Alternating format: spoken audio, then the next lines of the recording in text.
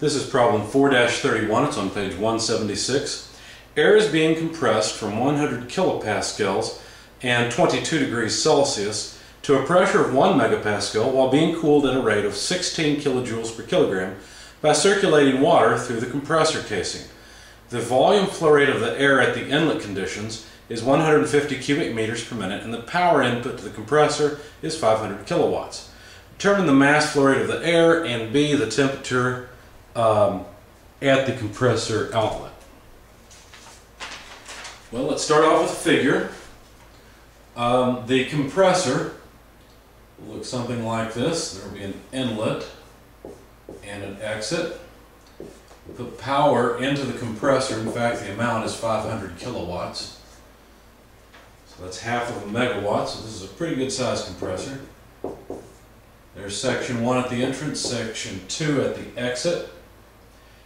There's heat loss in the amount of 16. Let's see, let's move it over here. In the amount of 16 kilojoules per kilogram. What does that mean? That means for every kilogram of air that flows through this compressor, 16 kilojoules of thermal energy is lost. In other words, heat is transferred in the amount of 16 kilojoules. So since this is a per unit mass thing, it gets a lowercase letter. So there's Q, and let's make it very clear, this is Q out. Now we know that the pressure at the exit is 1,000 kilopascals, or in other words 1 megapascal. We know that the pressure at the entrance is 100 kilopascals. The temperature is 22 degrees Celsius, and the volume flow rate, V.1, is 150 cubic meters per minute. Now be careful, you don't want to apply this volume flow rate at the exit because the volume properties are going to be different at the exit. Plus we don't know the exit property. So this will be applied at the entrance. In fact, it would be nice to know the mass flow rate. That's the first thing that's asked for, is the mass flow rate of air. So that's pretty straightforward. It's something we have to do. The mass flow rate of the air would simply be the density of the air times the volumetric flow rate. So since we're taking the volumetric flow rate at the entrance, we'll have to take the density at the entrance. Once again, density at the exit doesn't make sense and we don't know it anyway. Now, there's a good trick that you need to write down, and that is that if you need the density of an ideal gas like air, the density can be derived from the ideal gas law, PV equals mRT. From this, mass over volume, which is density, notice this is a rho, not a P, rho is equal to, well, we just rearranged the ideal gas law. So it would simply be P over RT. So the density is the pressure divided by the gas constant and divided by the temperature. So all we need at the entrance, in order to get the mass flow rate, is the pressure, the gas constant for air, and the temperature. And now we can find the mass flow rate. Now you have to be a little bit careful here. Of course the pressure is 100 kilopascals, and we're assuming that's the absolute pressure. They didn't specify, but usually the pressure, if it's in kilopascals, will be absolute. The gas constant you can find in the first appendix of your book, 0.287 kilojoules per kilogram per Kelvin. And then the temperature, well, if you think, oh, I'm just going to plug in 22 degrees Celsius, you've got a problem. We have invoked the ideal gas law. The ideal gas law requires absolute pressure and absolute temperature. This is a relative temperature. So we have to add 273 so that we get Kelvin for the temperature. So the Kelvin go away, they cancel, one's in the numerator, the other's in the denominator. Then what will we do with these kilopascals?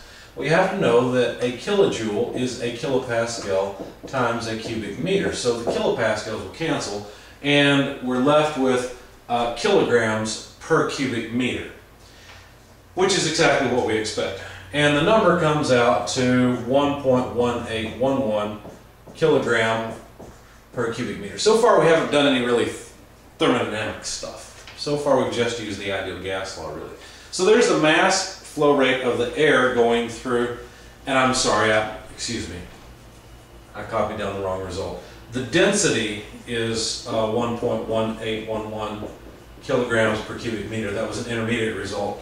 I meant to copy down my result for mass flow rate over here. 2.9528 kilograms per cubic meter. So almost 3 cubic meters, almost 3 kilograms per cubic meter.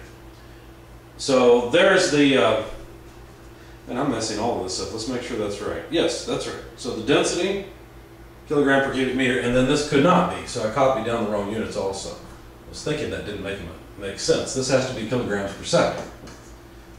And so if that's the case, what happened? Well, I forgot. Goodness. Let's try one more time. Notice all I've done so far is plug in the pressure, the gas constant, and the temperature. I forgot the volume flow rate. So let's try that.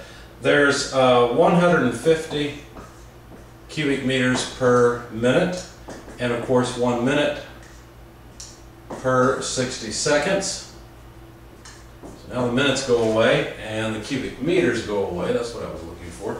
The units are what caught me. That's why I was messing up there, and this should be a good lesson to you. You should always carry your units through. Make sure you know what units go where, and then look at the units when you're done with the calculation to see if they make sense. I knew that mass flow rate should have units of mass per time, not cubic meter or kilograms per cubic meter. That didn't make sense. So that's why I was stumbling. Anyway, finally now, the number for the mass flow rate of air, let's just write it up here now that we've got it. The mass flow rate of the air through the system is just this product here. That's where I was getting the 2.9528 kilograms per second. There we go. So almost 3 kilograms per second of mass flow, of the airflow through this compressor. All right, so how are we going to find the next thing? Well, what do they ask for? Well, they want the temperature at the exit.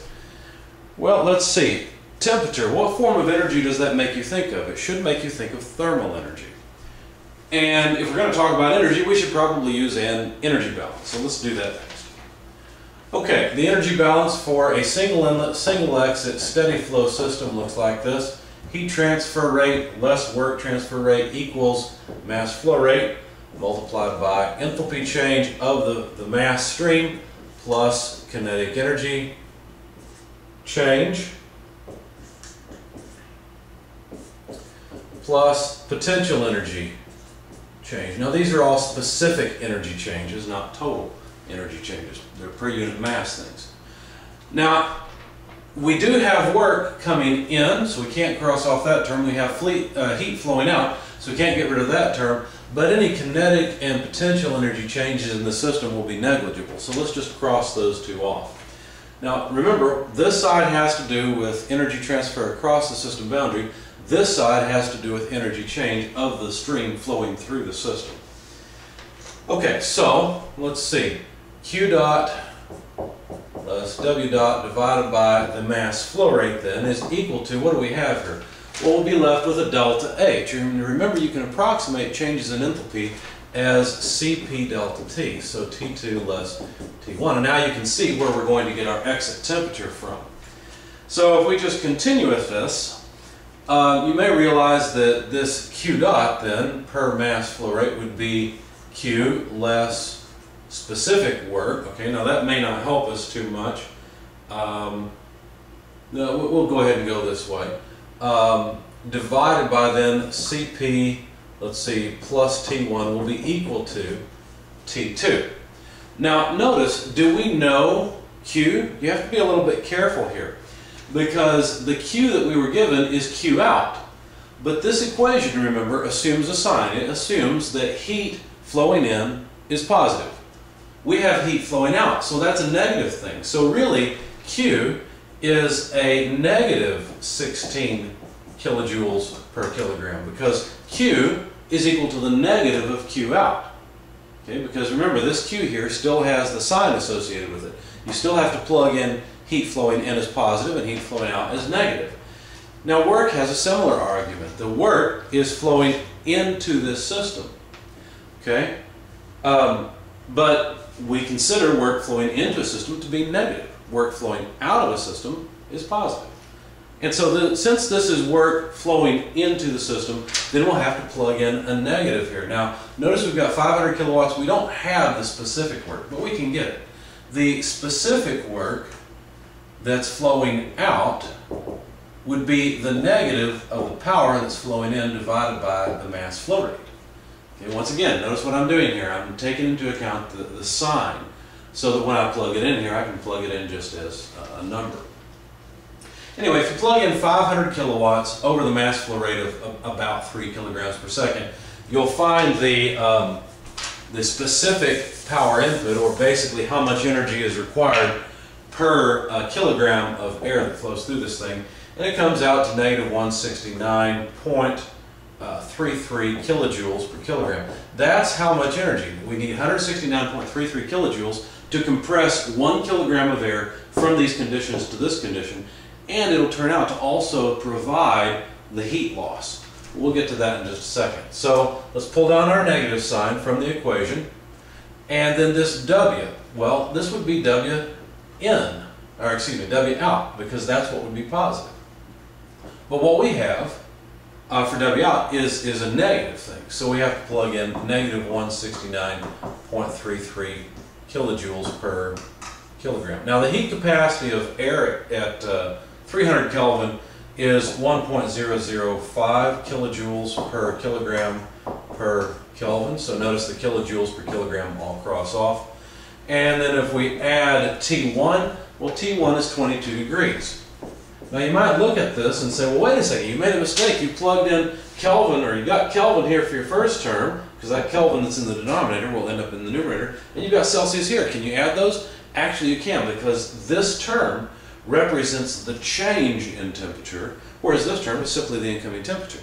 Now our answer for T2, our result, will be in degrees Celsius, because all we've done is change the degrees Celsius by a certain amount, whatever that number is. By the way, you plug all this into your calculator and you'll find that the exiting temperature is 174.57 degrees Celsius. I ran out of space there, but there it is. So the exiting temperature, T2, is 174.57 degrees Celsius. So there's our results. The mass flow rate of the air and the exiting temperature of the air. So notice what's happened here. We ended up with a term where negative of a negative is positive. Okay? So the work here had to provide the heat and increase the temperature of the air, see? So basically what the work did is, if it didn't provide just heat loss, it also provided increasing the temperature. If it weren't for this heat loss, the exiting temperature would be even higher, which makes sense because you've got ultimately a negative sign in front of this term, whereas the work is a positive term.